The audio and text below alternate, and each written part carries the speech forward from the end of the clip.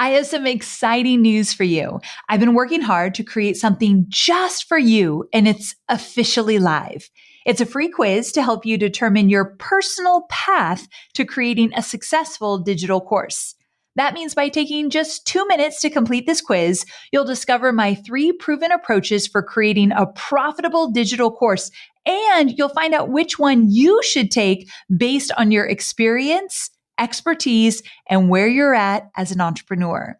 Not only will you find out what path is best for you, I'll even give you a step-by-step framework for bringing your digital course to life. So head on over to amyporterfield.com/quiz right now to find out your next steps to creating a profitable business that you love. I mean it. Go take the quiz right now. Don't wait one more second. amyporterfield.com/quiz. Your future business and digital course is waiting for you to take this first step. I cannot wait to see what you create. So amyporterfield.com/quiz to get started creating your stellar and profitable digital course. All right, let's jump into today's episode. And for folks listening, you all can be trailblazers in your own right. A part of that comes with being unique. If you think about it, Apple is something that we eat, but Apple is something that we say a lot for technology. They took a word and repositioned it in a totally different way. And when you think about building a brand and having a sustainable business, that's what you want to do. You know, online course, everyone thinks about that. But now that you have digital trademarked, you can now prevent other people from using it. And it's a deeper brand identifier. And so for those of you out there that like using common language, it does make it easy for the consumer to know exactly what you're selling. But where it gets difficult is if your term becomes diluted or too used in the marketplace, you'll never be able to truly protect it. Like I see a lot of folks who like using babe and ma'am and like, I don't know, mompreneur, things like that. Because so many people utilize those terms, it's very difficult for you to tell everyone else not to use them because they've taken an identity of their own. So the more creative you can be, the better. I'm Amy Porterfield, ex-corporate girl turned CEO of a multi-million-dollar business. But it wasn't all that long ago that I lacked the confidence, money, and time to focus on growing my small but mighty business. Fast forward past many failed attempts and lessons learned, and you'll see the business I have today, one that changes lives and gives me more freedom than I ever thought possible, one that used to only exist as a daydream. I created the Online Marketing Made Easy podcast to give you simple, actionable, step-by-step strategies to help you do the same. If you're an ambitious entrepreneur or one in the making who's looking to create a business that makes an impact and helps you create a life you love, you're in the right place. Let's get started. Okay, before we get going, a quick word from our sponsor. Boosted is an app that allows you to make professional-looking videos for your business in 3 easy steps. You can create videos for social ads, tips, tutorials, literally anything. Best of all, no video editing experience is required. Hallelujah. Simply choose a template or start from scratch. Then you can upload stock images or you can use your own images or, of course, video. From there, you can customize the colors, the text, the music, and boom, within a few minutes, you have a beautifully branded video ready to be used. The best part is that Boosted is offering a discounted price for their premium version, which unlocks all of their amazing video templates. So grab the Boosted app for your iOS or Android device for $5 for 3 months by heading to amyporterfield.com/boosted. From there, just tap the badge to download the app from the App Store or Play Store for free. And when you open the app, you'll see your special offer. So amyporterfield.com/boosted. All right, let's dive into today's episode. I thought it was high time we did another episode about legally protecting your business. And as my beloved operations director, Jess, would say, legal stuff is sexy. Legally protecting your business is important stuff. And a part of that is protecting your intellectual property, like your content. And there's a new law in town that's a game changer for every entrepreneur out there, and you need to know about it. Trust me when I say that this law is going to make your life a whole lot easier, so it's essential that you're aware of it. To give us the 411, I've invited Ashley Kirkwood on the show. And holy heck, you are going to fall in love with her and enjoy her energy just like I did. Now, let me give you a very brief overview of her accomplishments, and then she'll tell you how she discovered her passion for helping emerging business owners bulletproof their business. Ashley's a lawyer by trade with an impressive history of working for many prestigious law firms. She's also an author, has been featured in many national media outlets, and runs a nonprofit with her husband where they teach students on Chicago's West Side about high-paying legal, medical, and STEM careers. How cool is that? In today's episode, Ashley's going to share all that you need to know about this game-changing law and what every creator should do before launching, and what to do if you realize you're infringing on someone else's work. Plus, she's going to answer some questions that we've pulled from my audience, so you might have a question that gets answered on today's episode. And be sure to stick around until the end because Ashley has a few hot tips that you don't want to miss. All right, let's get to it. Well, hey there, Ashley. Welcome to the show. Thank you so much for having me. Excited to be here. I am excited for you to be here because I know we have a lot to cover. But before we get into all the things legal, tell me a little bit about your journey to working with entrepreneurs and protecting their businesses. Yeah, definitely. So I had a really traditional path. Well, I won't say traditional, but I started my career when I was an undergrad. I majored in international business. I always wanted to be a lawyer. So I started at one law school in Chicago, transferred to Northwestern Law School to get a better opportunity at jobs, and landed my dream job right out of law school working at a firm called Kirkland and Ellis. Essentially, it's a really large law firm. We represented private equity businesses. And I mean, I was maybe 25, 26, making $200,000 out of law school. Absolutely loved it. Never thought I'd leave. And then I took another job after my dream job for a $100,000 raise that I'd negotiated. Whoa. And yeah, so I love talking salary negotiating your rates. That's like my jam. Okay, you are one of the very few. So that makes you a unicorn right there. But okay, keep going. Yeah, definitely. So I negotiate this 6-figure raise. And so now I'm like the highest paid associate at this new firm. And I absolutely hated the job. So I got there. I'd gotten all this money. I was talking about making partner early. I had to make all these concessions for me. And then I get there and the culture was horrible.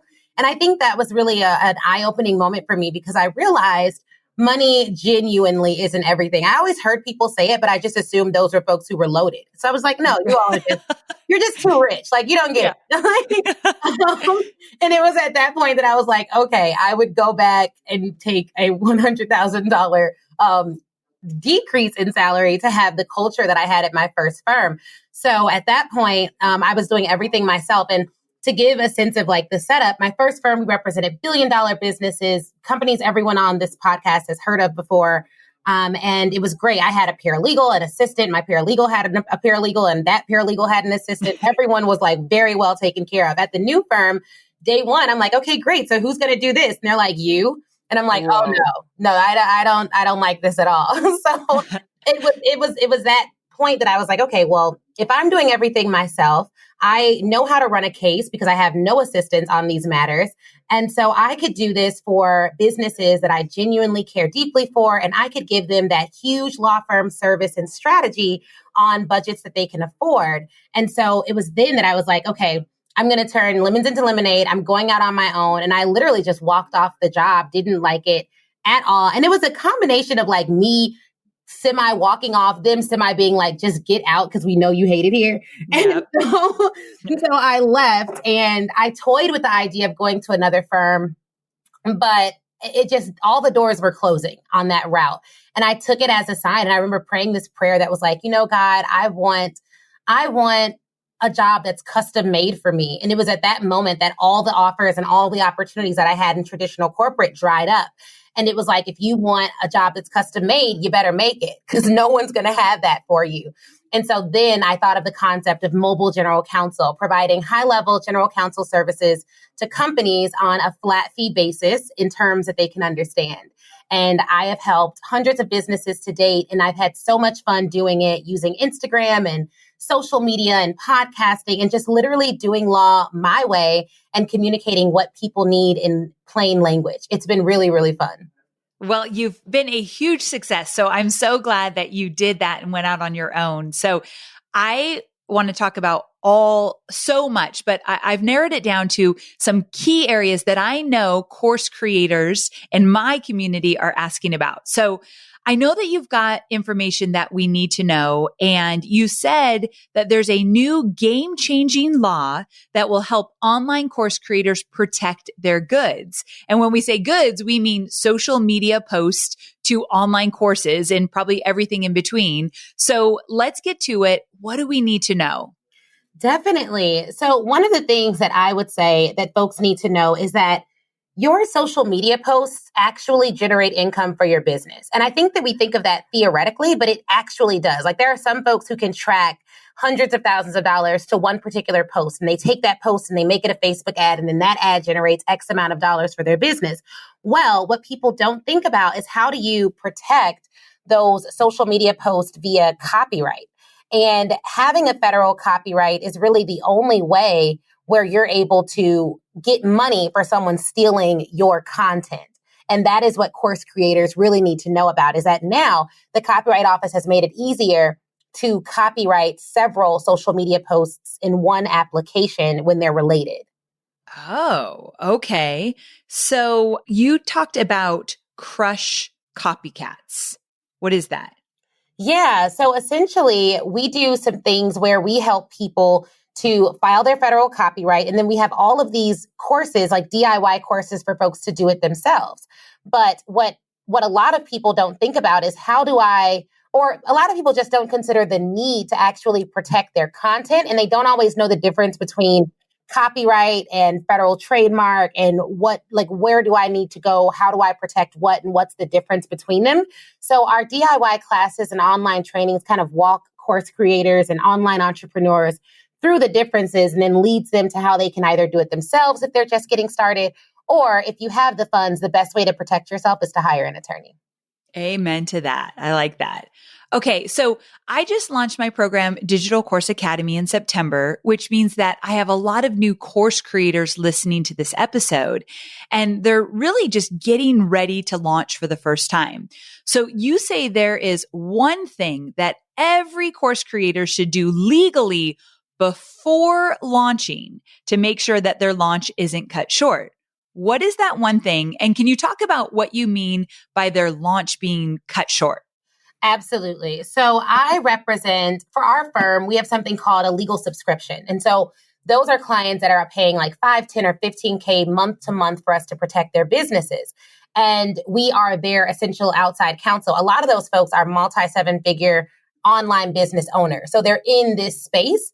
And one of the things that we found is that if you're launching a new course, the thing that you need to do first is to trademark or do a trademark search on your name before you launch. So before you get all your brand assets together, before you realize, okay, I want to sell this course, before you think like, okay, I'm going to market this and put it on Instagram, you need to run a trademark search. And everyone can do that. Everyone listening can do that literally on your phone right now. You can go to uspto.gov. On that website, you'll see something called the TESS search. And you're just going to run a basic word mark search to see if anyone is utilizing that name. There's actually a little button on the website that says trademarks. Under that, the very first option is that TESS search. And it just says search the trademark database. That is what every single online course creator needs to do prior to launch, because your launch can be cut short. And by that, I mean, if you do a full launch and you realize, okay, this launch is going amazing, I can't wait, it's getting a lot of traction, you're running ads, and then you get hit with a cease and desist that says you can no longer utilize that name, They don't want you to utilize the domain name. They want you to take down all of your Facebook ads, change all of your assets. As you know, you can't keep that social proof on a Facebook ad if you change the actual content of the ad. Nightmare, That can yes. dramatically impact your ad revenue, your spend, and it causes a lot of problems. And actually, importantly, I don't want to go too deep into this, but there was a Supreme Court case that essentially held, even if it's unintentional, the infringement, the other party who sues you, hopefully that never happens, but the other party that sues you can actually come after some of those profits that were generated. So it's very, very, very devastating. And I mean, some of the folks that we've helped have had to spend tens of thousands of dollars doing rebrands because they didn't do this stuff on the front end. Luckily, we were able to negotiate out of a lot of those court cases, but it's been a thing. And I mean, huge companies like Hugo Boss, we've negotiated against them on behalf of clients. Like, don't think that because you're new or you're a small business, large corporations won't come after you and demand that you make changes, because they will. Okay, so you're saying that you should get a trademark before you put your course out into the world. Well, I'm saying you should run a trademark search before you put your course out into the world. And then you should be prepared to file. You can file, there's 2 applications. There's several different trademark applications, but once you are solid on the name, you've done the search, you know that's the name you want to use, you can file a trademark application before you put it out. And then once on its actual launch date, update that application to show actual use. And then you'll have the name secured. So I would highly recommend that. So those are kind of like it's a multi-step process. But before you even go too far, do the search.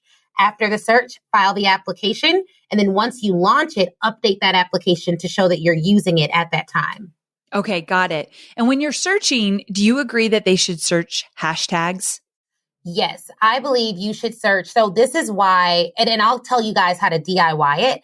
You want to search all variations of the name. And I would recommend you do 3 things. 1, do a general Google search and go deep. Like, don't stop on the first page, guys. Keep going.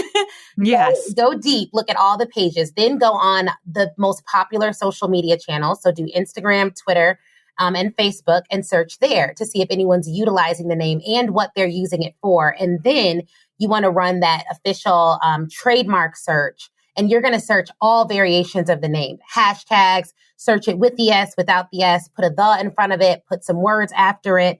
And then you're going to have to go through all of those results and see what are they using the name for? Is the application live or dead? And so it gets to be a little nuanced. And this is why hiring someone to do it is just a lot better. And one of the things we do is a legal audit. And I don't know if folks think of their business like this, but this is how we help clients to think of their business. If you have a contract and you are going to it's a contract for like $10,000 or a $2,000 course. If you're going to get 50 people on that contract is worth $100,000, if not more.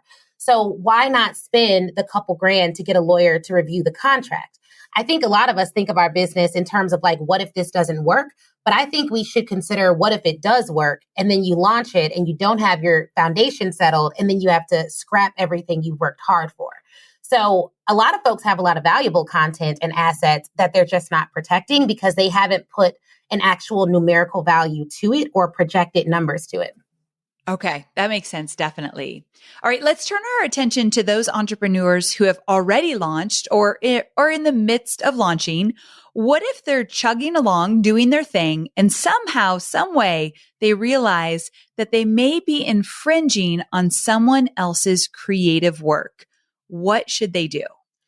Yeah, that's a really good point. And this is typically how people come to us because they don't think about it until it goes south. And we have some proactive entrepreneurs, but a lot of folks are in this position. So first, don't panic. And I say don't panic because you haven't done anything that will put you in jail, hopefully. This is just a civil matter. And by that, I mean, you could be out of money, but that is the worst of it. And money is replaceable. So a lot of folks get crazy devastated. So first you have to take a breath. This can be fixed. And a lot of people want to come to some type of an agreement, which is why settlements happen every day of the week. So that would be 1. And then 2, you want to find out how did you learn of the infringement? If you received a cease and desist letter, that is more serious than if you find out on your own. So if you're someone who's listening to this awesome podcast and you follow Amy and you're like, oh my God, I do everything Amy tells me to do. Now I have this woman in my ear telling me I need to search my name. Then you could be proactive, search the name and see if someone's using it now. And then you want to see, are they using it for the exact same thing as me? Because if your show or your course is called, like we have a podcast called Speak Your Way to Cash, but let's see someone had a shoe line called Speak Your Way to Cash. That wouldn't conflict. So the second analysis is like, okay, if my course is about investing, but their course is all about making bow ties for children, is there really a conflict?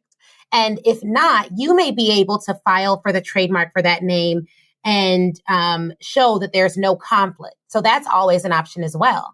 The other option would be that you buy their trademark. So you buy them out.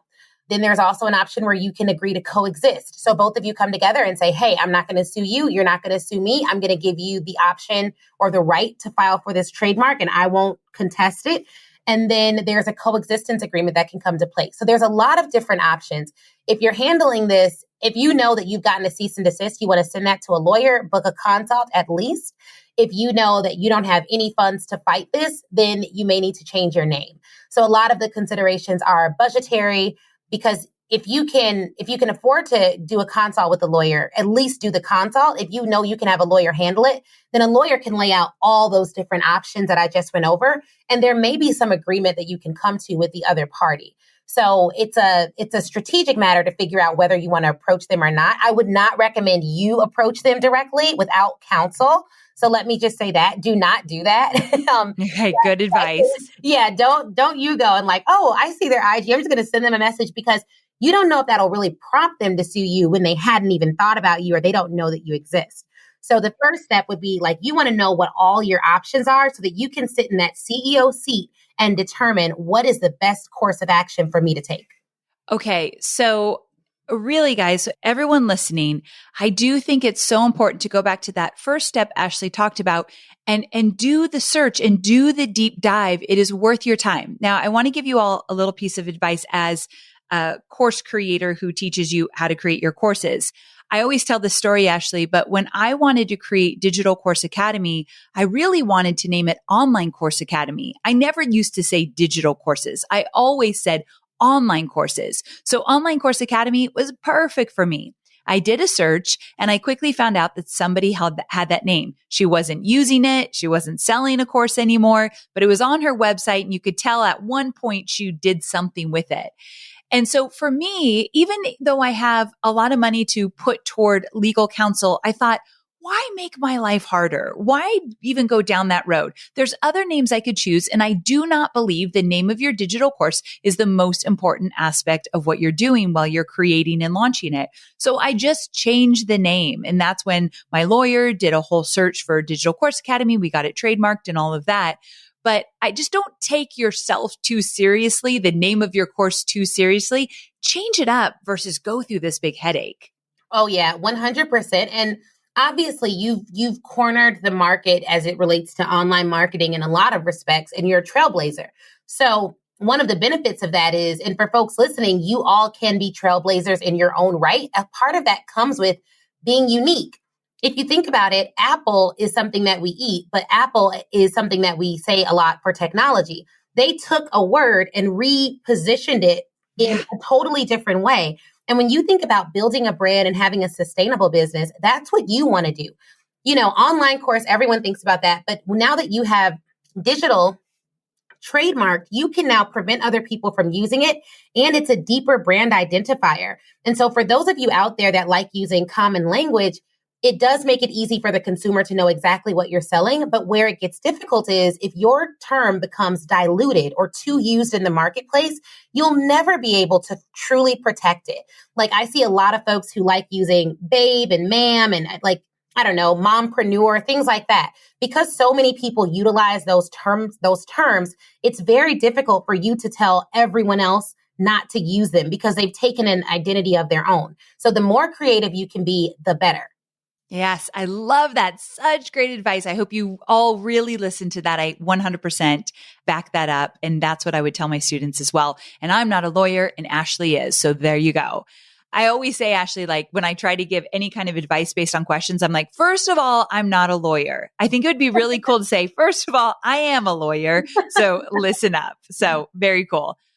And now a quick word from our sponsor. Here's the deal. Whether I'm launching or sharing a free resource or talking about my podcast, I want to make sure I'm getting my message in front of my perfect ideal customer. That means if I see a simple way to share what's going on in my business with my ideal customer, I am all about it, which is why I love marketing on LinkedIn.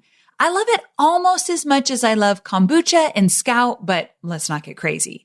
So using LinkedIn ads guarantees that I connect with the right people at the right time. Why? Because there are 62 million decision makers on LinkedIn. That's a lot of people, my friend. Now, I know what you're likely thinking. Okay, Amy, how do I get in on this? Well, right now, LinkedIn is offering my listeners a free $100 LinkedIn ad credit to launch your very first campaign. So to grab your $100 credit, visit linkedin.com/Amy. That's linkedin.com/Amy. Terms and conditions do apply. And now let's get back to the episode. All right. So if you are good with it, Ashley, I get questions like the same legal questions all the time from my students. Would you mind if I ran through a few of those? Oh, absolutely. That'd be great. Okay. So the first question I get asked a lot is, I'll kind of sum it up. What if what I'm teaching in my digital course is based on the knowledge that I've learned from others? How can I properly give them credit in my course and in my business? And I'll add a little to that, but without like making it all about them when I've added my own 2 cents to the idea. So this is more so about giving credit. Yes, inside of a digital course. I'm going to give you an exact example. Okay. Let's say that there's this thing called the model. Brooke Castillo, she teaches the model, and it's something that I love. It's around your emotions and your feelings and your circumstances.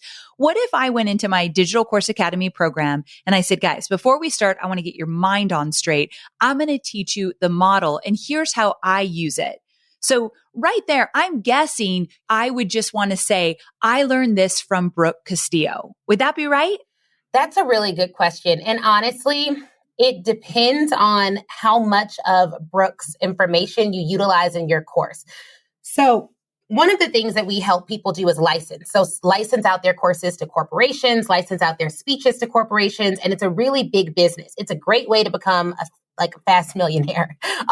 This is good to know. So anyone interested in licensing their digital course, get with Ashley. Yeah, for sure. It's amazing. But one of the things that you have to attest to in all these licensing agreements. So let's say a big company comes and they're like, Amy, we want to have your course in all of our companies in North America, and we're going to pay you $1 million per year to continue to keep that license going.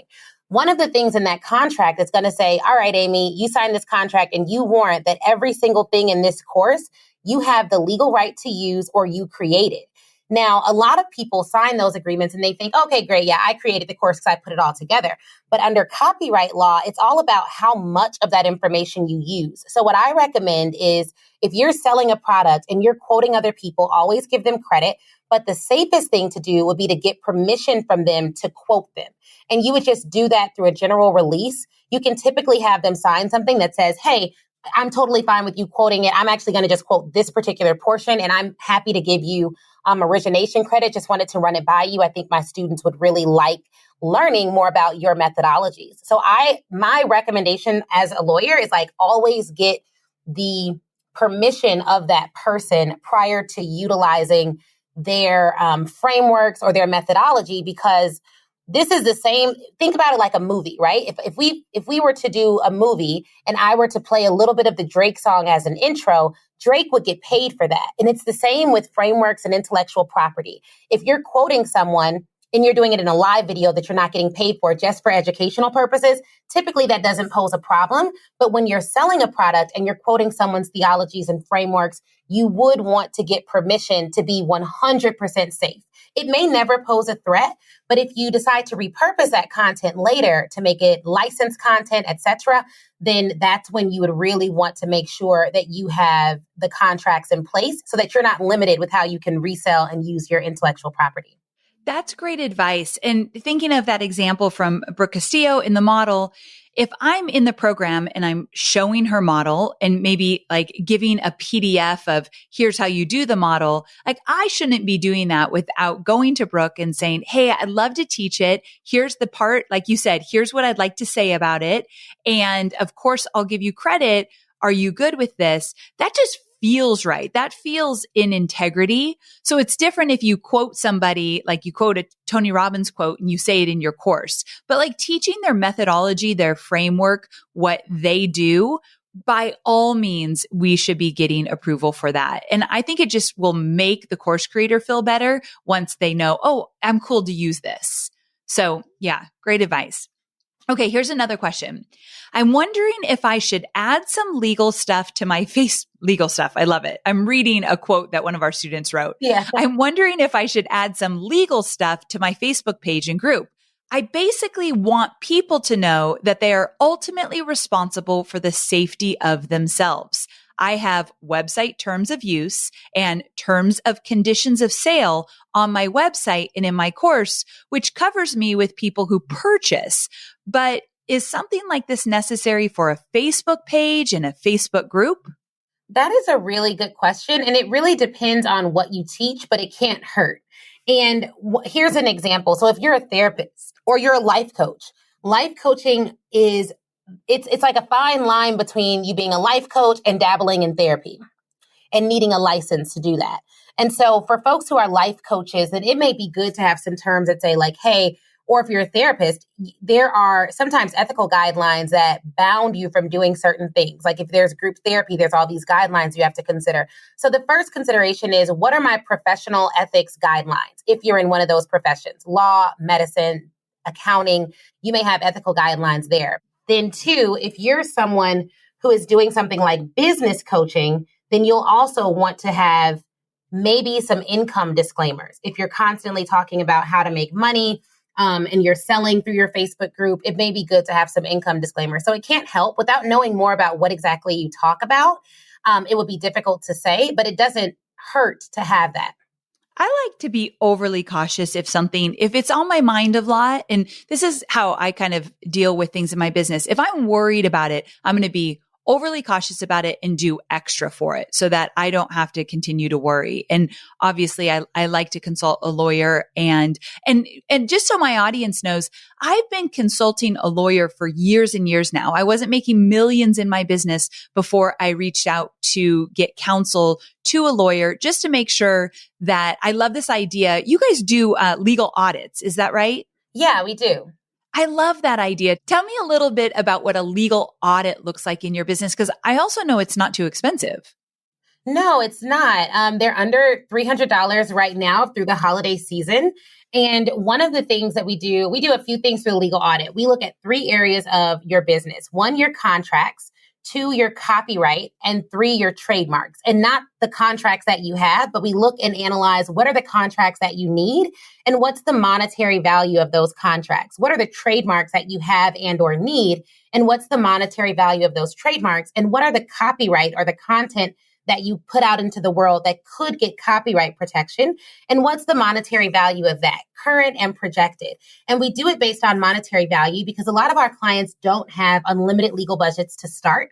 And I can look at, once we go through this audit, I can look at, okay, it looks like you have 6 figures of projected revenue here. We need to start and analyze and get this area of your business protected, because if you were to have problems, this is where people would try to sue and recoup funds. So it's a very strategic and systematic approach to evaluating the foundation of your business and helping you figure out where you need to focus on being protected first.